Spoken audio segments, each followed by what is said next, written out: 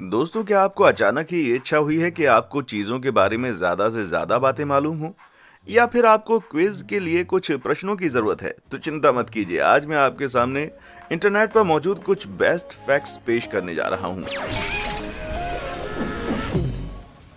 Record किया गया अब तक का सबसे लंबा मानव मल, जो कि 26 फीट लंबा है। जब आप अपने पेट को हल्का कर लेते हैं, उसके बाद आपको बहुत ही अच्छा महसूस होता होगा। लेकिन अब मैं आपको इंसानों के सबसे लंबे मल के बारे में बताने जा रहा हूं, जो कि आपको शॉक कर देगा। फरवरी 1995 में मिशिगन के एन आर्बर में रहने वाली एक गुमनाम महिला ने डिसाइड किया कि वो ये रिकॉर्ड बनाएंगी। और भाइयों, सच कहूं तो उन्होंने ये रिकॉर्ड बनाया भी। इस बात को सुनिश्चित करने के लिए उन्होंने अपने डाइजेस्टिव सिस्टम को अच्छे से चेक किया। यूनिवर्सिटी ऑफ मिशिगन के न्यूट्रिशनिस्ट ने इस महिला को एक सुपर फाइबर रिच डाइट पर रखा और उन्हें सिर्फ विल पावर के भरोसे नहीं छोड़ा गया। उनके बट में एक स्पेशली डिजाइन्ड प्लग भी लगाया गया, जो कि उन्हें किसी भी तरह का एक्सोरेशन करने के लिए रोकेगा। एक हफ्ते के दर्द के बाद फाइनली वो समय आ गया था रिकॉर्ड बनाने वाले मल को छुटकारा मिले, जिससे कि ये मल उस महिला के पेट जितना लंबा था, यानी कि 26 फीट लंबा, और इसे एक बार में ही रिलीज कर दिया गया। और इसके बारे में सबसे इंटरेस्टिंग बात यह है कि ये event Bloomfield Hills Cranbrook Kingswood high school के बॉलिंग एले में रखा गया, क्योंकि यही एक सरफेस था जहां पर इसे आसानी से मापा जा सके। और सबका कहना है कि ये जगह बदबू के कारण पूरी तरह से हॉन्टेड है। एक मेन होल पृथ्वी पर सबसे तेज चीज है।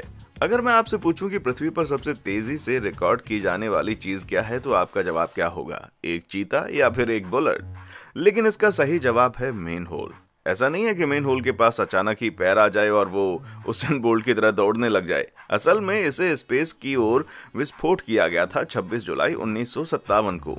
एस्ट्रोफिजिसिस्ट रॉबर्ट ब्राउन ने पास्कल ए नामक एक परमाणु नतीजों को रोकने के लिए बम परीक्षण तैयार किया। इस बम को एक खोखले स्तंभ के नीचे रखा गया था, जो कि 3 फीट चौड़ा, 486 फीट गहरा था और 4 इंच मोटी आयरन कैप से ढका हुआ था। इस टेस्ट में जब ये आयरन कैप जिस स्पीड से उड़ी, उसे समझाया नहीं जा सकता।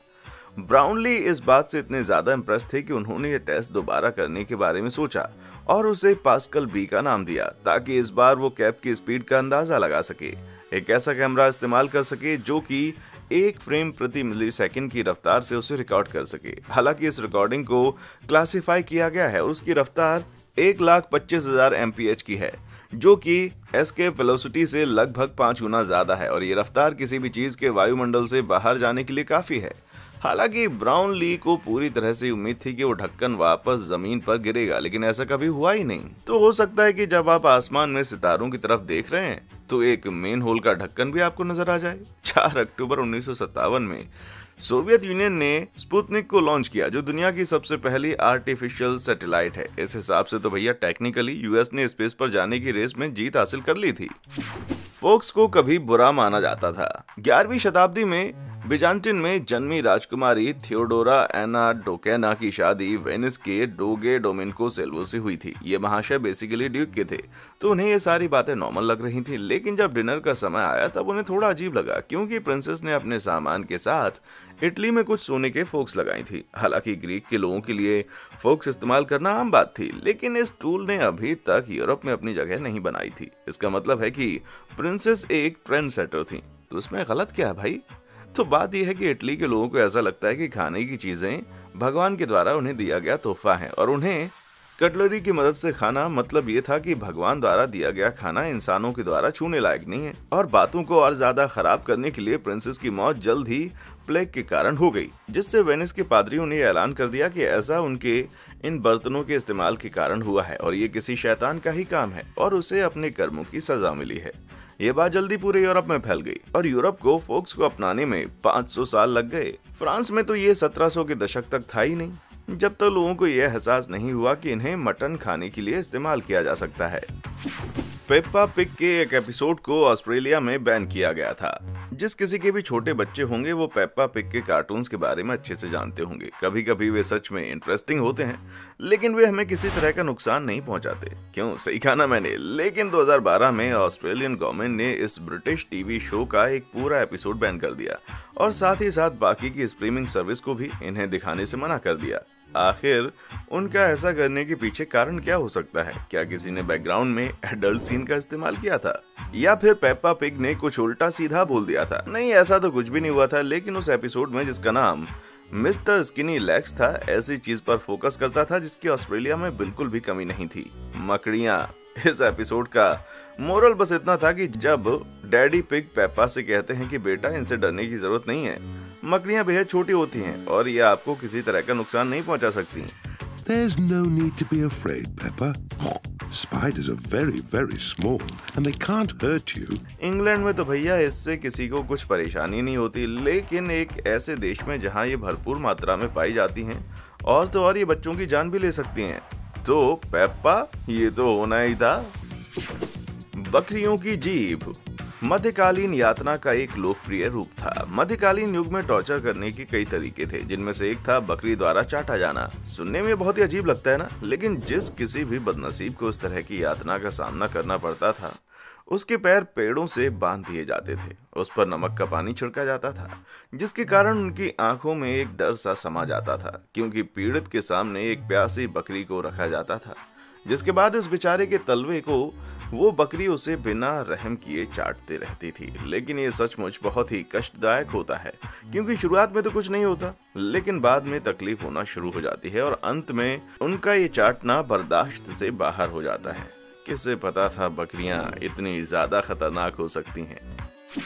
पायरेट्स कभी खजाने का नक्शा नहीं बनाया करते थे। हॉलीवुड की मूवीज देखकर हमने यही सीखा है कि पायरेट्स को अपने खजानों को खोजने के लिए नक्शों का इस्तेमाल करना बहुत पसंद था, लेकिन ये सरासर झूठ है, क्योंकि आज तक समुद्री लुटेरों द्वारा बनाया गया नक्शा खोजा ही नहीं गया। यहाँ तक कि इस बात का भी कोई सबूत नहीं है कि इन्हें कभी बनाया जाता था, जिसका मतलब ये नहीं है कि वे अपने खजाने को छुपाते नहीं थे। वे इन्हें छुपाते तो थे, लेकिन इसमें मैप्स का कोई काम नहीं था। ऐसा क्यों? तो सबसे पहले मैं आपको बता दूं कि मैप बनाना कोई आसान काम नहीं था, खास करके तब जब एग्जैक्ट लोकेशन को रिकॉर्ड करने की बात आती थी। हालांकि पायरेट्स एक अच्छे नेविगेटर्स थे, लेकिन ये कला फेमस कार्टोग्राफर कैप्टन कुक के आने के बाद ही परफेक्ट की जा सकी थी। और तो और समुद्री डाकुओं पर विश्वास भी नहीं किया जा सकता था, क्योंकि वे अक्सर चोरी किया करते थे। इस मिथ की उत्पत्ति शायद 17वीं शताब्दी के पायरेट कैप्टन किट के समय हुई थी, जिनके खजाने को गार्डियंस आइलैंड में दफनाया गया था और उसे उसके ही खिलाफ इस्तेमाल किया गया था। और उसके सेलिब्रिटी स्टेटस के कारण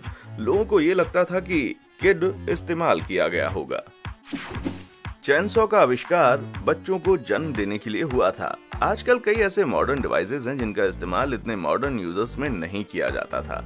इसके बारे में आप जॉन एटकिन और जेम्स जेफरी से पूछ सकते हैं। ये दोनों स्कॉटिश डॉक्टर्स थे जिन्होंने चेनसॉ से बच्चों को जन्म देने के बारे में सोचा था। हालांकि आजकल आपको यही लगता है ना कि इस उपकरण का इस्तेमाल टिम्बर इंडस्ट्री में होता है, लेकिन एक ऐसा भी समय था जब इसका इस्तेमाल बच्चों को जन्म देने की प्रक्रिया में किया जाता था। जैसा कि आप देख सकते हैं, जब बच्चे बर्थ कैनल में सही से फिट नहीं होते थे या फिर पेल्विस में अटक जाते थे, तब हड्डियों या फिर कार्टिलेज को काट करके स्पेस क्रिएट की जाती थी। लेकिन 1780 तक इसके लिए कोई सही टूल्स नहीं पाए गए थे। तब सिम्फिसियोटोमी नाम की ये प्रक्रिया छोटे से चाकू से की जाती थी और जैसा कि आप सोच रहे हैं, ये प्रक्रिया बिल्कुल आसान नहीं थी। लेकिन शुक्र है 1785 में एटकिन और जेफरिन ने चेनसॉ का आविष्कार किया, जो कि दिखने में तो चाकू जैसी लगती थी, लेकिन रोटेट होते हुए दांतों के साथ। हालांकि इसका आविष्कार इस प्रक्रिया को और फास्ट करने के लिए किया गया था। इस प्रक्रिया को तेज जरूर किया जा सकता था, लेकिन इसमें दर्द भी उतना ही था, क्योंकि 1846 तक एनेस्थेसिया हमारे बीच में नहीं था। जो भी महिलाएं इस प्रक्रिया से गुजरती थीं, उन्हें तो यही लगता था कि भैया वो 21वीं सदी में बच्चे पैदा करेंगी तो ज्यादा आसान होगा। चार्ल्स VI को लगता था कि वो कांच का बना है। जी हाँ, आपने बिल्कुल सही सुना। फ्रांस कभी एक ऐसे व्यक्ति द्वारा शासित किया जाता था जिसे लगता था कि वो कांच का बना है। मेरी बात को और ज्यादा सही समझने के लिए मैं आपको बता दूं, चार्ल्स VI कोई आम किंग नहीं था।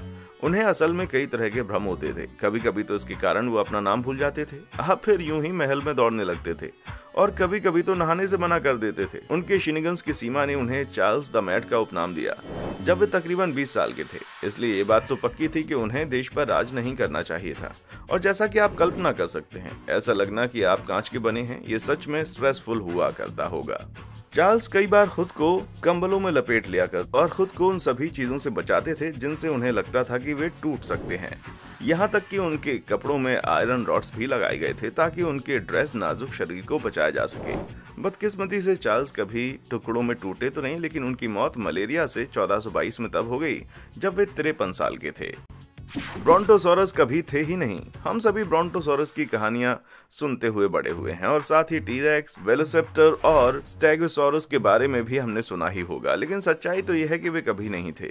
तो फिर इन जीवों ने हमारे इतिहास की किताबों में जगह कैसे बना ली? तो इस कहानी की शुरुआत होती है 1879 से, जब जीवाश्म विज्ञानी ओसी मार्श ने डायनासोर के कंगाल को खोज निकाला, लेकिन उसका सर मिसिंग था और उन्होंने इस जीव को बिना उसके माथे से जोड़े उसके सर के खोज में जा निकले, जो कि उन्हें कई मील दूर मिला। हाँ, लेकिन फर्क इतना था कि उनकी बॉडी और सर सच में मैच नहीं होते थे। जो कंकाल मिला था वो एपोस्टोरस का था और 2 साल पहले ही उसे ये नाम खुद मार्श ने दिया था। और स्कल के साथ भी कुछ ऐसा ही हुआ था। ये स्कल कैमरासोरस का था, जिसे 1877 में ओरामिल डब्ल्यू लुकास ने खोजा था, लेकिन इस बात ने कभी भी मार्श को उन दोनों भागों को जोड़ने से रोका नहीं और उन्होंने इसे ब्रोंटोसॉरस या थंडर लिजर्ड का नाम दिया। 2001 तक डिज्नी के एम्प्लॉइज अंडरवियर शेयर किया करते थे। मुझे आपको ये बताते हुए अच्छा नहीं लग रहा, लेकिन मिकी माउस, प्लूटो और गूफी जैसे डिज्नी के कैरेक्टर्स सभी एक कॉमन चीजों का इस्तेमाल करते थे, जो कि है अंडरवियर। हालांकि डिज्नी के हिसाब से इसके पीछे का अजीब कारण था। वो ये था कि घर के अंडरवियर इल्यूजन को खराब करेंगे, इसलिए एम्प्लॉइज को कंपनी द्वारा डिजाइन किए गए गारमेंट्स दिए जाते थे। और जब मैं अंडरवियर कहता हूँ तो सच में अंडर गारमेंट्स की ही बात कर रहा हूँ। इन्हें कॉस्ट्यूम के अंदर पहना जाता था और कभी कभी रेगुलर अंडरवेयर के ऊपर भी। हालांकि इन सभी चीजों को अंत में सौंप दिया जाता था और लॉन्ड्री में दे दिया जाता था, लेकिन चीजें हमेशा इतनी स्मूथ हुआ करती थीं।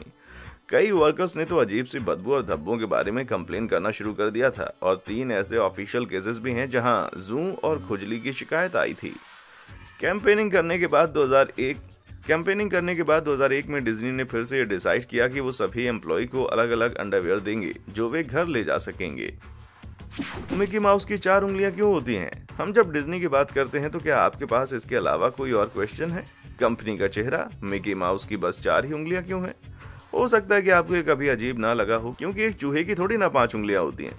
अगर ऐसा है तो आप बहुत हद तक सही हैं, क्योंकि वॉल्ट डिज्नी ने खुद भी ये सेंटिमेंटल शेयर किया है कि 5 उंगलियों का होना केलों के गुच्छे जैसा लगेगा। हालांकि मिकी सिर्फ अकेला नहीं है, आप बाकी के कार्टून्स को भी देख सकते हैं। SpongeBob, the Simpsons, the Flintstones, the Looney Tunes और आपके बाकी के कोई भी प्रिय कार्टून कैरेक्टर्स। लेकिन इसके पीछे 2 बेशकीमती चीजें हैं और वो है समय और पैसा। जैसा कि आप जानते हैं कि पहले के जमाने में जब एनिमेशन बनाया जाता था तब हजारों फ्रेम्स हाथों से बनाई जाती थी, और आप मेरा यकीन करें ना करें, लेकिन एक और उंगली का ऐड करने का मतलब था उनका और ज्यादा वक्त इसमें जाता, जिसके लिए कंपनी को उन्हें ज्यादा पैसे चुकाने पड़ते। लेकिन सोचिए, अगर उनकी 3 उंगलियां होती तो शायद वो एलियन जैसे लगते, और 5 जो इंसानों जैसी लगती हैं उन्हें बनाने में ज्यादा वक्त लग जाता। मुझे यकीन है कि अब आप उन उंगलियों को घूरना बंद नहीं करेंगे। चींटियों की खुद की भी कब्र होती है। इंसानों और जानवरों में कई चीजें कॉमन होती हैं, लेकिन ये उतना ही सच है कि हम इंसान जैसे किसी के मरने पर कब्र खोदते हैं, वैसा ही कुछ चींटियां भी करती हैं। लेकिन चींटियां ऐसा इसीलिए नहीं करती क्योंकि वे चींटियों की रिस्पेक्ट करती हैं, लेकिन इससे उन्हें तकलीफ होती है, इसलिए वे ऐसा करती हैं। जब एक चींटी मरती है तब उसका शरीर 2 दिन तक वहीं पड़ा रहता है, जिसके बाद उसमें से ओलिस एसिड नाम की बदबू आनी शुरू हो जाती है, जिससे चींटियों की टोली को मरने के बारे में पता चलता है, जिसके बाद वे उस शरीर को उठाकर दफना देती हैं। एक साइंटिफिक एक्सपेरिमेंट के हिसाब से रिसर्चर्स ने एक जिंदा चींटी पर ओलिस एसिड गिराया और देखा कि कैसे उनके बाकी के साथी आते हैं और उसे उठा कर ले जाते हैं। हालांकि उसने ये बताने की बहुत कोशिश की कि वो जिंदा है। इससे ये बात तो पक्की हो गई कि अगर चींटियों को आप में से मरने की बदबू आती है तो आप उनके लिए सचमुच मर चुके हैं। हालांकि ये बातें और भी ज्यादा कॉम्प्लेक्स हैं। ये बदबू एक हार्मफुल बैक्टीरिया की वजह से होती है, और क्योंकि चींटियों का बिल एक दूसरे से इतना नजदीक होता है तो एक मरी हुई चींटी बहुत कुछ कर सकती है भाई। हाय राम, ये दुनिया कैसी बेरहम है। क्या आपके दोस्त भी इस फैक्ट से इम्प्रेस हुए हैं? तो नीचे कमेंट सेक्शन में आकर हमें जरूर बताएं। और हाँ, देखने के लिए शुक्रिया।